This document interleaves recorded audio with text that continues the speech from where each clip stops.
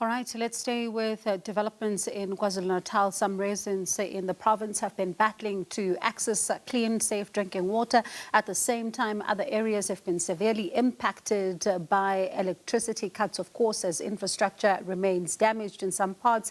And this, of course, as they are battling to pick up the pieces following the deadly floods. Let's look at the importance of water during a crisis like this one and discuss this with Benoit Le Roy, who is from the South African Water Chamber. Thank you so much for your time this evening. Some residents are still battling to get water, and they are either getting water from some burst pipes, as we've seen, while others are using, these overflowing dams near to them in order to get access to water. Would you say things are at a crisis level?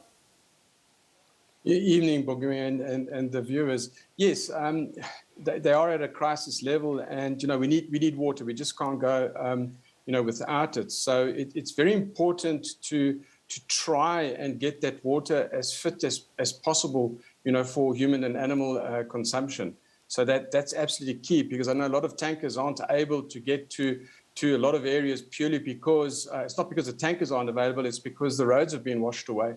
So yeah, it's important, and what we don't need is to have the population that's affected getting sick from waterborne diseases, which are endemic in South Africa. And I'm going to get to the waterborne diseases in just a moment, but let's talk about the importance right now of ensuring that even the water that is delivered to them in tankers really is still clean, because, as you say, we are in an emergency. Yes, so one would presume what's delivered from the tankers is water that's gone through a purification system. So in the eThekwini area, for example, it would have been produced by Umgani, and Umgani is not totally offline. It has been hampered in certain areas. So that water would come from a reservoir where it is, where it is potable. It should be. I would suggest for drinking and cooking, just to either boil the water first, or to add a teaspoon, into a bucket, add a teaspoon of Jik, chlorine to disinfect it, just to be safe. For general washing, that's fine. If you don't have tankered water and you're relying on an overflow of sorts and it's murky, or your tap water is murky, the best is to put it into a bucket, let it settle for a period of time, so that the sediment, there's a lot of silt and sediment, can actually settle, and then decant that water. So pour it out into another container if you have, and then put a little bit of Jik in there if you're unable to boil. From a drinking perspective, it's important not to be ingesting anything that is not 100%. It's better to err on the cautious side. And while we're still on that, Benoit, people are going to, during a crisis like this one, get bucket loads of water in order to make sure that they don't run out. So as you save that water in your home, in those buckets, maybe hoping that they will last you a week or so, how do you then store it to make sure that it does not get contaminated, even in those buckets or in whatever form that you're storing it? So the best is to keep it away from sunlight, because bacteria like sunlight. Just to keep it indoors, for example, and also just a teaspoon of, in a 5 or 10 liter bucket, a teaspoon of Jik, and just stir it a bit, with a stick or a ladle, and you can keep the water for quite a while that way. It's important to have chlorine, because chlorine, kills the bacteria and the viruses, quite effectively. So Jik is important. And let's go back to something that you spoke about a little earlier on, because environmentalists are monitoring the situation very closely as well, because there is a concern even around waterborne diseases as well, which in themselves could spell an even deeper crisis should we either see a cholera outbreak or anything of that sort. Yes, so those type of pandemics are happening, unfortunately, without the flooding crisis. So one has to be very careful. It's also the end of summer, so it's still fairly warm, and when it's warm and if the sun has come out today, bacteria and viruses tend to thrive. So one has to be cautious, and I haven't actually noticed if any Jik or disinfectant is being distributed, but that would be quite important to be distributed to the general population.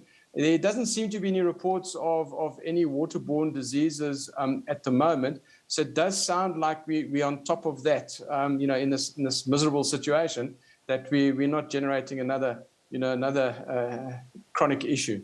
And we've been listening to various NGOs talk about the importance of water during a crisis, and they were saying, it's not just about the food, it's not just about the clothes, it's not just about access to shelter, but it is, important to also have water during this time. As someone who really looks at this closely on a day-to-day basis, I wonder what would you say is the importance of water, especially in emergency situations like these ones?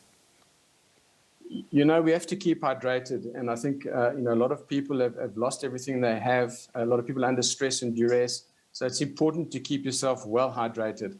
And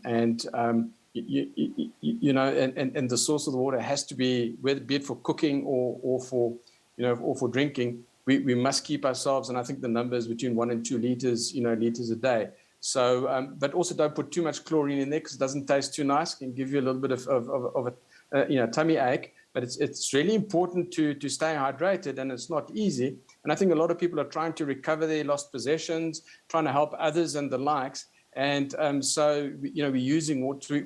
So we need to keep hydrated. It's difficult, but you really have to. And, bottled water is not really accessible to most people because it's, relatively expensive. So, but I would imagine that most of the water from the tankers is, generally speaking, going to be okay. Let's just be cautious on the drinking side. And just as a final question, we see politics around water tankers. This is not new, of course, or unique to the province of KwaZulu-Natal. We saw even in some provinces in the northwest, for example, politics around water tankers to say that they don't sometimes reach the people that they are meant to service. And also at the same time, we saw some reports in fact, which have now been shut down by the Premier. Some saying that he was putting water tankers in his home, but he was saying that no, he is, in fact, was helping his wife who is cooking for the community. Let's talk about the importance of fair distribution around such a time, because communities are really in distress. And at the same time, one wrong footing could set things on fire. Yes, it's very volatile. They talk about water wars, and this is a mini volatile situation that's unfortunately developed, and folk are desperate. And I think this is where a lot of the NGOs and the likes are doing important work. And here the Defence Forces mobilized. We have to ensure that water is equitably distributed so that everybody can get the couple of liters a day. And it's really up to society to hold everybody to account. And I think with with the media, is keep the media close to you, etc., and try and keep everybody on their toes. Because there's unfortunately elements that will be sought in the COVID pandemic. There are people who will try and take advantage. Unfortunately, I think it's a minority, but it's water. I think is going to be appreciated a lot more now that we've got this apparent shortage, which hopefully will just be temporary, because it's going to take a couple of weeks to get a lot of the bulk infrastructure into place in some of the roads so that people can get access to. Yeah, I think the good side of this very sad story is that the importance of water is being highlighted, and the vulnerability of our infrastructure, electricity and water and the likes, is it's an extremely dire situation. So I think hopefully the focus is going to be within society now to focus on water security in good and in bad times. All right. Okay, thank you so much for that. We do appreciate it. And of course, I'm sure you did hear some of the safety tips as you are storing that water if you are in a province where we are, of course, experiencing shortages, because we know this is a national disaster, not only limited to KwaZulu-Natal. But thank you so much for that. That was Benoit Le Roy from the South African Water Chamber, talking about the importance of water during such emergencies.